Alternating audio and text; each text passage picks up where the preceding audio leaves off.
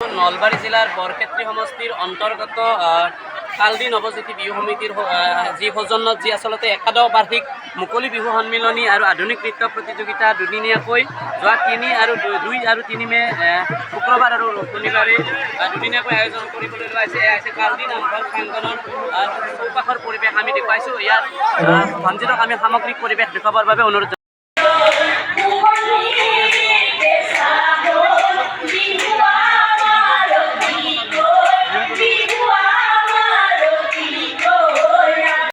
দলৰ আচলতে যে 11 বছৰীয়া প্ৰচেষ্টা আৰু 11 বছৰীয়া প্ৰচেষ্টাত তেখেতসকলে আজিলৈকে কোনো ধৰণৰ চৰকাৰী সাহায্য লাভ কৰিবলৈ সক্ষম হোৱা নাই।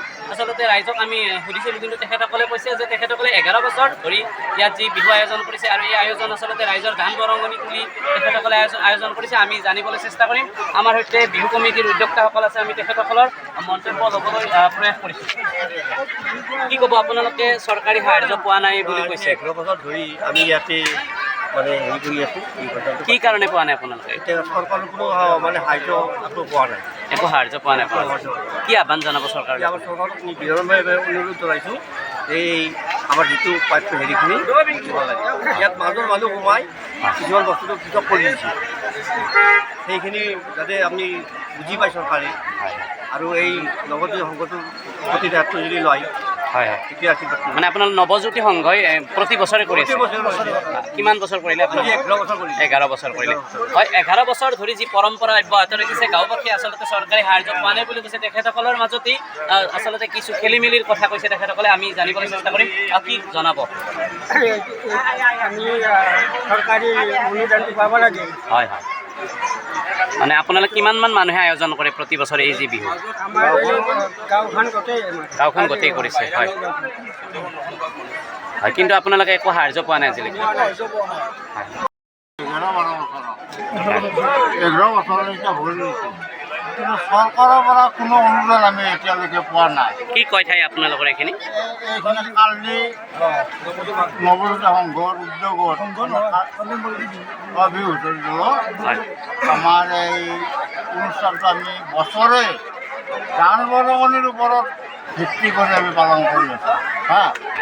গতিকে চৰকাৰৰ ফালৰ পৰা আমি কোনো অনুদান পোৱা নাই।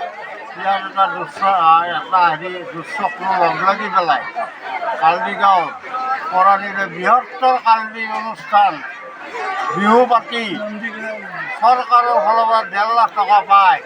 সেই 1.5 লাখ টকাটো আমাৰ কালদি তেওঁলোকৰ বেছি দিন হোৱা নাই বিহু পাতিবা, কিন্তু আমাৰ 2 বছৰ। কিন্তু আমি এতিয়ালৈকে সেই পইচাটো চৰকাৰৰ ফালৰ পৰা নাপায়। কিছুমান দুষ্কৃতিকাৰীয়ে লগ লাগি এই বস্তুটো লৈ গৈছে, যাই পেলাই বৃহত্তৰ কালদি নাম দি পেলাই বিহুখন তেওঁলোকে উদযাপন কৰি আছে। গতিকে আমি এতিয়া কি কৰিম? আমাৰতো নাপাতিলেও দিগদাৰ, পাতিলেও দিগদাৰ। আমি এতিয়া গান বৰঙণিৰ দ্বাৰাই এই অনুষ্ঠানটো সুন্দৰভাৱে চলি আছে। ৰঙালী বিহুৰ আন্তৰিক অভিনন্দন জনাইছোঁ।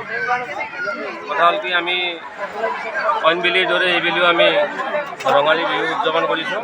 এইবাৰ আমাৰ 11তম ৰঙালী বিহু বুলি নি আমি যোৱাকালিৰ পৰা আমাৰ অনুষ্ঠান আৰম্ভ হৈছে।